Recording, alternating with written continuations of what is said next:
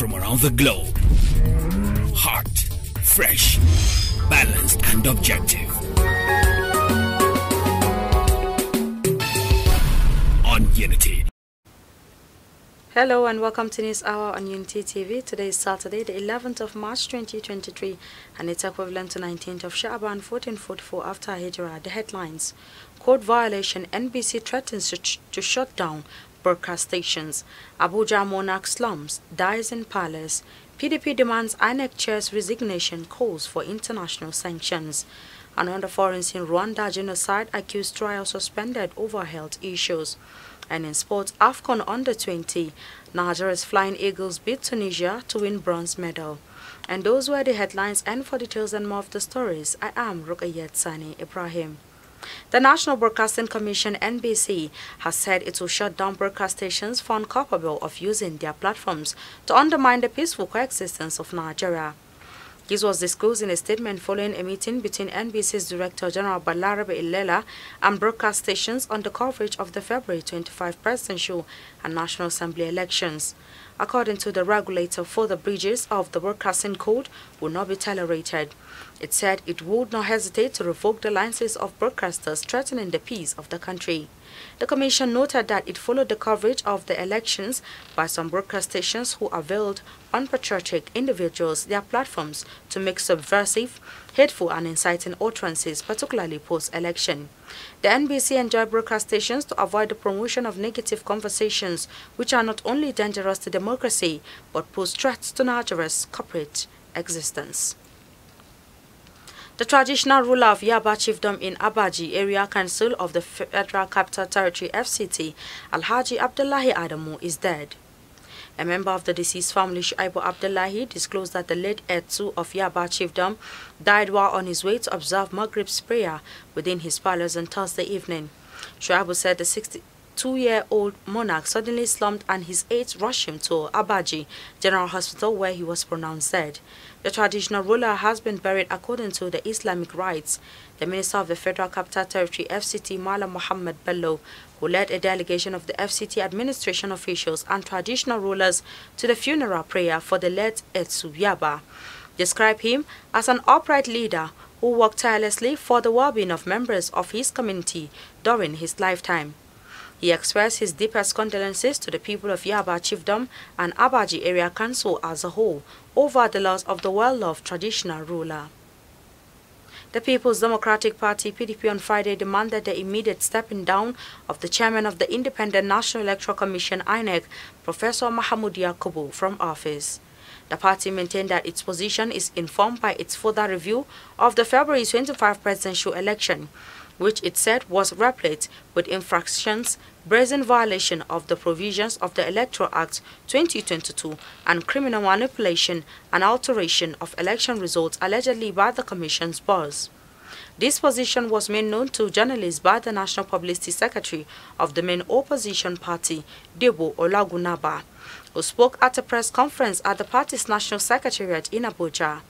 According to the party spokesman, the widely condemned action of the electoral umpire subverted the will of Nigerians in the exercise. He noted that the move by INEC to reconfigure the BVAS device is intended to erase, destroy evidence, and deny political parties access to needed information to prosecute their cases at the Presidential Election Tribunal. While advocating the investigation of the electoral body, the PDP also called on the international community to impose sanctions on Yakubu and other INEC officials for their roles in allegedly manipulating the election. The People's Democratic Party (PDP) in Osun State has alleged that the All Progressives Congress (APC) of accusing police to intimidate and harass members of the party ahead of the State House of Assembly election. This is as the APC described the PDP as a party that used political tracks to unleash mayhem on members of the opposition to distract them from voting for the preferred candidates during the last set of election and turned around to be afraid of the police.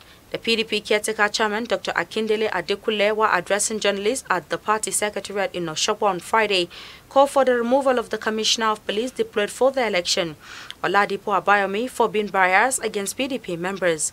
But the APC, in a statement by its acting chairman in Osun State, Soko Tajuddin Lawal, issued by the party's Director of Media and Information, Chief Kola Olabisi in Oshogbo, the Osun State capital today, said that it was stranger than fiction that the PDP could descend solo to make such a sweeping, unfounded and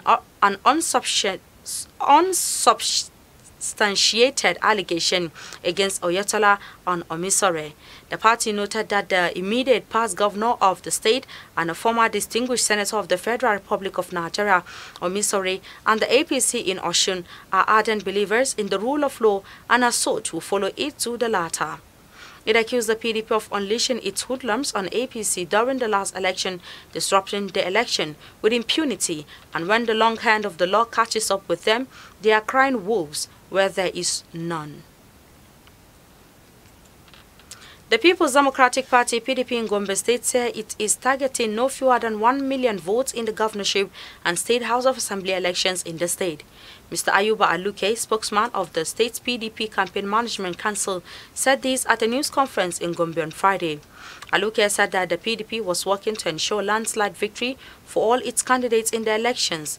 The spokesman said the PDP will replicate the feat recorded in the National Assembly elections, in which it won 2 senatorial seats out of 3 and 5 House of Representative seats out of 6. Aluke, however, alleged that the state government has dismantled all security checkpoints in the state ahead of the crucial elections, saying the PDP was not comfortable with the timing. The spokesperson appealed to heads of security agencies in the country to ensure adequate deployments to the state towards peaceful polls.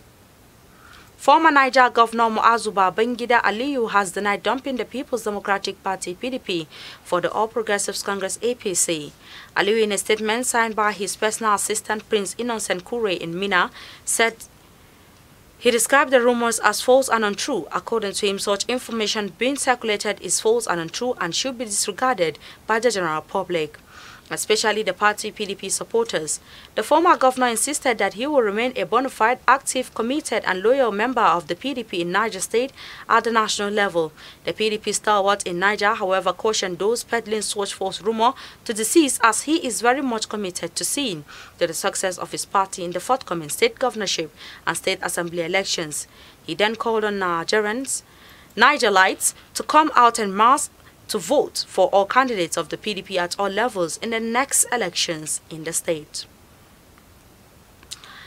And on the foreign scene, the United Nations judges on Friday put the Rwandan genocide suspect Felicien Kabuga's trial on hold while they resolve whether he is in good enough health to remain in the dock. The Hague-based court says it had received an independent medical report of the 90-year-old fitness to stand trial and will hold further hearings on the issue later this month. Kabuga went on trial in September last year, with prosecutor accusing him of setting up hate media that urge ethnic Hutus to kill rival Tutsis and supplying death squad with machetes. The businessman refused to appear in court or appear remotely at the start of his trial and has subsequently followed proceedings via video link from a wheelchair at the court's detention center. The prosecution and defense will address the court on the issue afterwards, the judge added. Kabuga was arrested in Paris in 2020 after decades on the run and sent for trial in The Hague. He has pleaded not guilty to charges of being involved in an infamous Hutu radical radio station urging people to kill Tutsi cockroaches during the 1994 slaughter in which 800,000 people died. He also denied supplying machetes and otherwise supporting the murderous Interahamwe Hutu militia.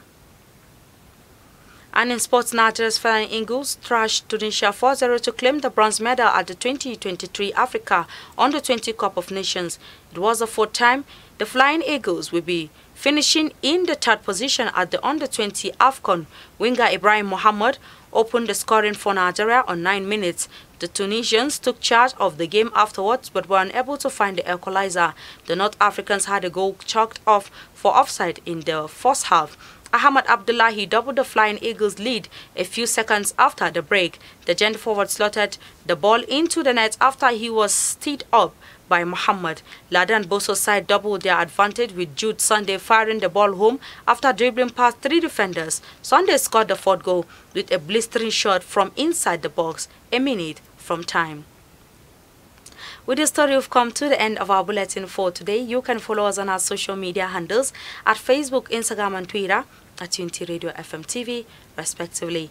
You can also watch us live on our YouTube channel at Unity FM TV. And that's the news as per. I am Ruqayyat Sani Ibrahim. Thanks for listening and enjoy the rest of our program. Unity.